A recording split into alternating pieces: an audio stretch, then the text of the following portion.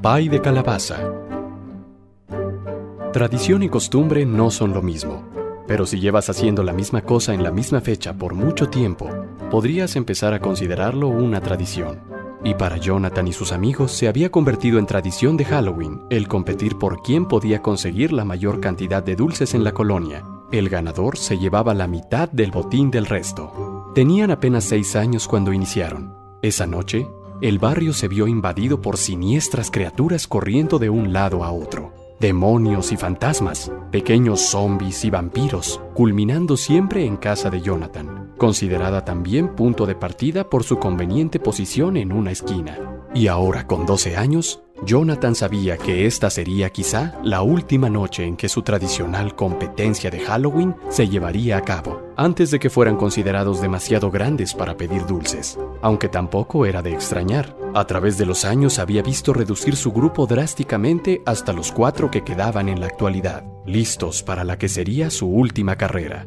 No había sido a causa de un proceso natural en que los niños van cambiando, creciendo y separándose, sino por motivos más tajantes a los que nunca hallaron explicación. Cada año que realizaban aquella competencia, un niño desaparecía, ya fuera del grupo, ya fuera de la colonia en general. Al final de la noche, unos padres no volverían a ver a su hijo. El pequeño Benji fue el primero, con su improvisada sábana, 2 agujeros por ojos y una cangurera que la mantenía pegada a su cuerpo, para que no revoloteara con el viento al ir corriendo de casa en casa, con la cangurera abierta para meter los dulces que pretendía mantener fuera de la competencia. Solo encontraron la sábana atorada en unos matorrales cerca del parque, con unas pequeñas manchas que parecían tener forma de manitas, pero del niño ningún rastro.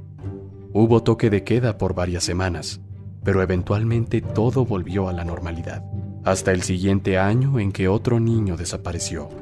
El último había sido Roger, apenas un año atrás. Sus padres habían accedido a proporcionarles celulares a todos para monitorearlos de forma constante. Todo parecía ir bien hasta que perdieron contacto con él. Su celular fue hallado en las cloacas junto a la máscara de Darth Vader que portaba tan orgullosamente una hora antes. Y de nuevo, hallaron manchas parecidas a manitas. Reunidos en el porche de la casa, los 4 niños intercambiaron los transmisores que habían conseguido para esa ocasión, decididos a llevarlos encendidos todo el tiempo para saber en qué estaban metidos. ¿No te parece que ese disfraz es un poco insensible de tu parte?, dijo Jonathan al entregar su transmisor al incorregible Pedro. ¿Qué tiene de malo? Es totalmente apropiado para Halloween. Al menos yo sí vengo disfrazado, respondió Pedro, guardando el transmisor en su bolsillo y levantando el rostro pintado de blanco, con el traje de payaso victoriano, ajustado en los puños y el cuello con encaje. A Víctor y Emil les pareció gracioso bajo sus máscaras de Freddy y Jason, pero Jonathan meneó la cabeza con desaprobación antes de colocarse los lentes. Se había cansado de repetirles que el detective Conan era un personaje real y no se lo había inventado, pero por más que lo intentaba, nunca conseguía que vieran alguna de sus recomendaciones.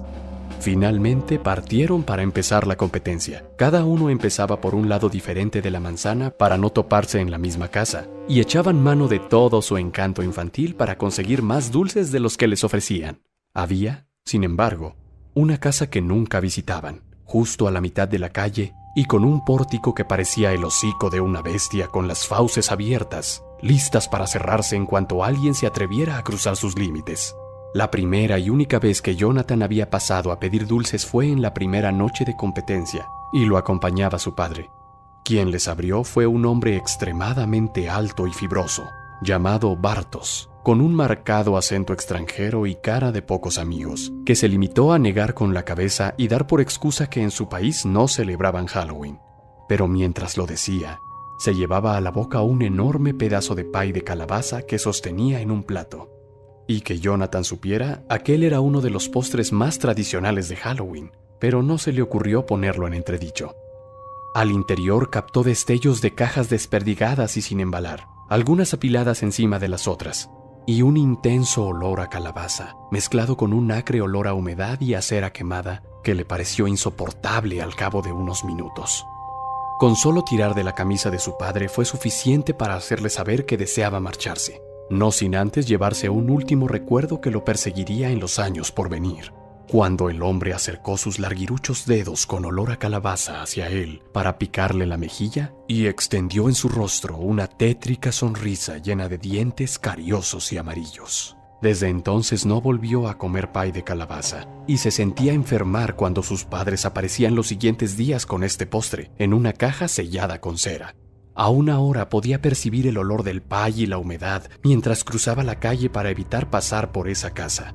De reojo podía ver la fachada como enormes fauces con columnas por colmillos, abiertas como una trampa para incautos. Y tras los ojos de las ventanas una alta silueta asomándose por las cortinas, con aire suspicaz. La única casa que ya parecía su propia decoración de Halloween sin proponérselo. Tocó el timbre de la casa de enfrente mientras seguía vigilando la otra con cautela. La cortina se movió y la silueta desapareció, pero Jonathan continuó inquieto, como siempre que tenía un vistazo directo a aquel lugar. Hola, queridito. Imagino que vienes por golosinas. Una anciana de rostro amable abrió, poniéndose sus lentes y acercándose más para verlo mejor. Madame Olivia era muy querida en la colonia y también muy conocida por sus deliciosos postres que siempre compartía con sus vecinos. Vivía nada más que con su gato y una extensa colección de muñecas de la época en que su familia poseía una fábrica de juguetes. Pero los tiempos habían cambiado y con ellos el giro del negocio, y ahora eran sus hijos y los hijos de sus hijos los que se hacían cargo. Me temo que ya no me quedan muchos dulces. Ya han pasado varios de tus amiguitos, pero hice unas trufas de chocolate con nuez que seguro te encantarán. Jonathan aceptó lo que le ofreciera, de modo que mientras la anciana vertía en su saco los dulces, él volvía a la vista hacia la casa de enfrente, casi esperando ver nuevamente aquella larga silueta recortada en la cortina. Pareces algo nervioso, querido. Cualquiera diría que huyes de algo. Antes de que Jonathan pudiera responder algo, su transmisor resonó con las voces de sus amigos. ¡Te tiene miedo al Yeti polaco! Se mofó Pedro con una risa que casi parecía un relinchido, coreado por las otras risas mezcladas con la estática de la transmisión. ¡Y que salga a ofrecerle pay de calabaza! Jonathan bajó el volumen del transmisor con un gruñido y trató de empujarlo más en su bolsillo. Ay, parece que no vas tan solo después de todo, Comentó la anciana con curiosidad, sosteniendo la bandeja de los dulces ya vacía. Es solo una garantía de seguridad por las desapariciones de años pasados. Oh, sí, qué cosa tan terrible. Diría que el mundo se ha vuelto más peligroso en estos tiempos, pero mentiría si dijera que en mi juventud las cosas eran muy distintas. ¿Quieres escuchar una historia, jovencito? Jonathan vaciló. Era la última casa que le tocaba visitar antes de volver a la suya y reunirse con sus amigos, pero la curiosidad era mayor. Tendría unos años menos que tú en ese entonces, pero al ser la mayor de mis hermanos debía estar siempre vigilante cuando salíamos. En esa época no celebrábamos Halloween, sino el Día de Todos los Santos, pero el ambiente era muy parecido. Los niños desfilaban por las calles vestidos y pintados de blanco, llevando velas encendidas para representar las almas de los muertos, y de esa forma visitaban cada casa. Si les daban algún dulce a cambio, apagaban la vela en la puerta para simbolizar el descanso de sus espíritus familiares. ¿Y si no se los daban? Interrumpió Jonathan con ojos muy abiertos, amplificados aún más por los lentes. Entonces venía el truco. Respondió la venerable anciana tocándose la nariz. Dejaban la vela encendida en la puerta y se marchaban. Muchos afirmaban luego escuchar ruidos extraños durante la noche. Y al año siguiente no ponían objeciones al momento de repartir los dulces. Ese era el trato. ¿Te cuento ahora un secreto? La abuela se inclinó un poco más, ayudada de su bastón, y bajó la voz para que solo Jonathan la escuchara. Esos mismos niños se escabullían por la noche para asustar a quienes se negaron a darles dulces, asegurándose así que lo hicieran el siguiente año. Ingenioso, ¿verdad? Yo misma lo hice un par de veces. Aunque las cosas se complicaron cuando los niños empezaron a desaparecer. Jonathan parpadeó con sorpresa. Entonces ya había pasado antes. ¿Tendría acaso alguna relación? La anciana dio un suspiro y meneó la cabeza con pesar. Fueron tiempos oscuros Y si algo me lo recordó, fue el pay de calabaza. Los días siguientes a las desapariciones, casi todos los vecinos recibían cajas con pay de calabaza. Todos los años era lo mismo, y nadie hubiera establecido jamás conexión alguna hasta que alguien encontró un diente en su rebanada. Hubo un gran revuelo en aquella época.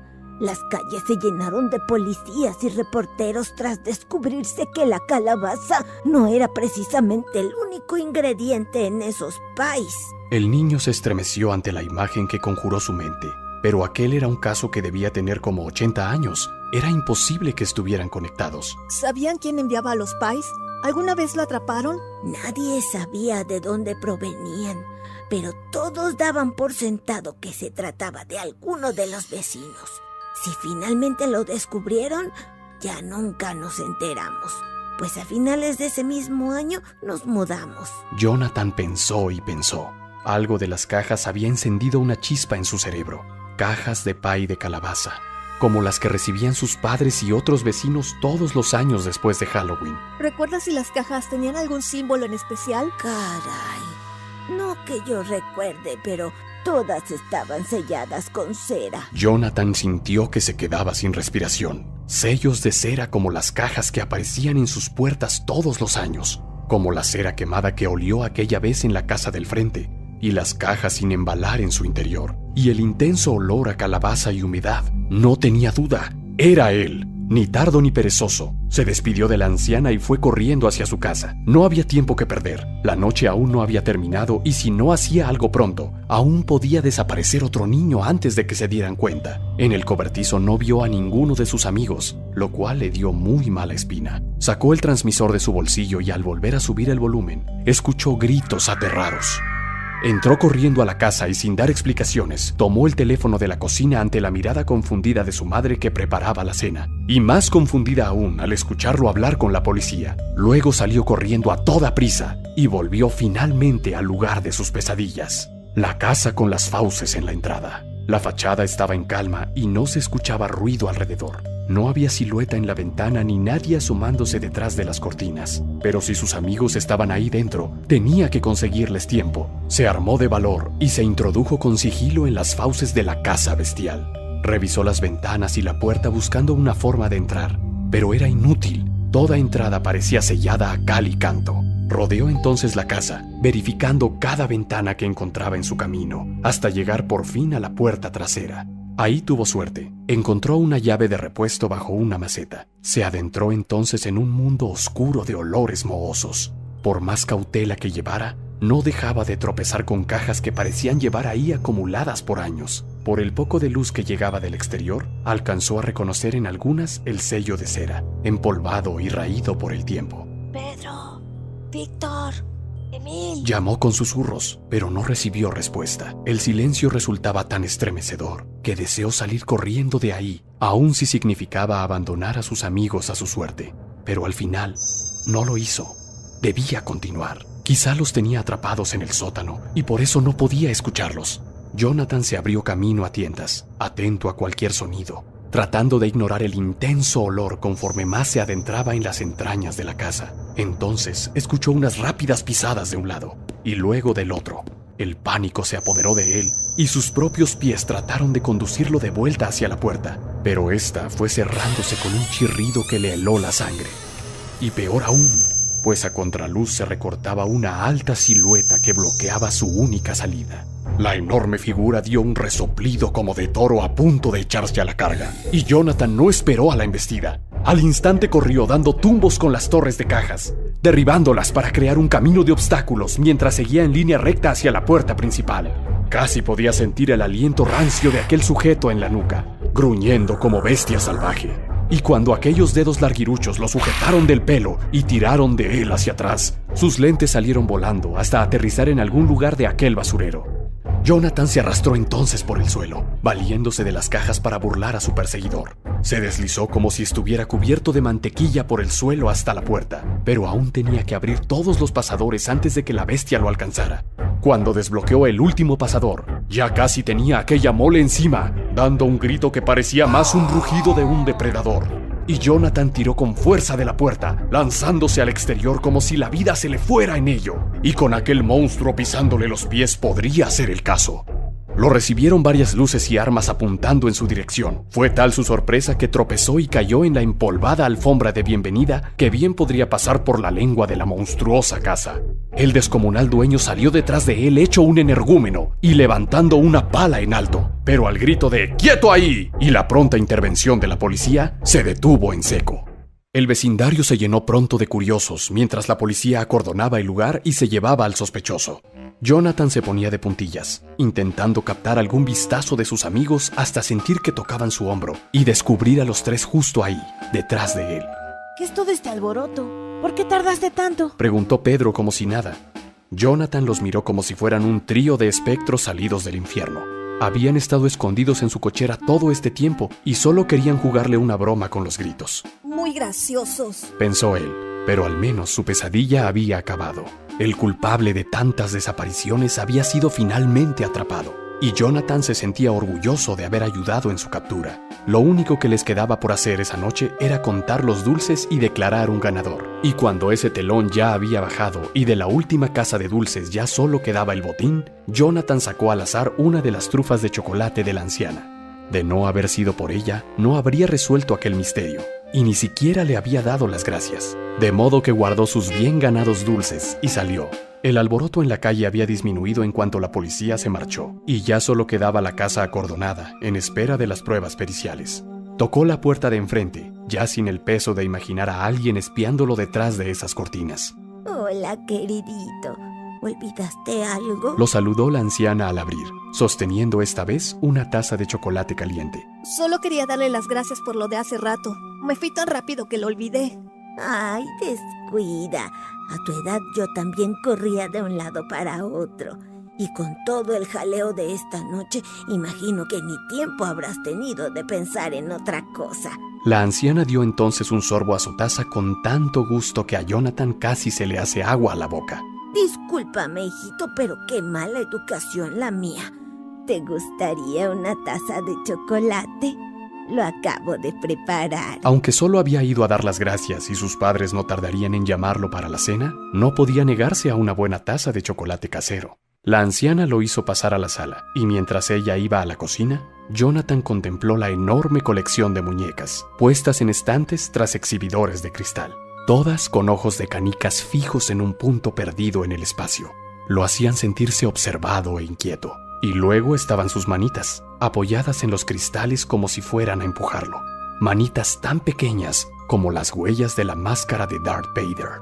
Jonathan sintió que algo rozaba su pierna y casi dio un salto del susto, aunque el gato de la casa ni se inmutó, solo se desperezó a sus pies, volvió a restregarse en su pierna y siguió su camino hacia las escaleras. Sin embargo, el alma de Jonathan estaba ya en fuga. Volvió a levantar la vista con el corazón golpeando su pecho, y le pareció que los ojos de las muñecas ahora estaban fijos en él. A punto estaba de echarse a correr cuando volvió a escuchar a la anciana en su espalda. Te traigo el chocolate, querido, y algo más que estaba preparando. Tienes que probar mi tradicional pay de calabaza.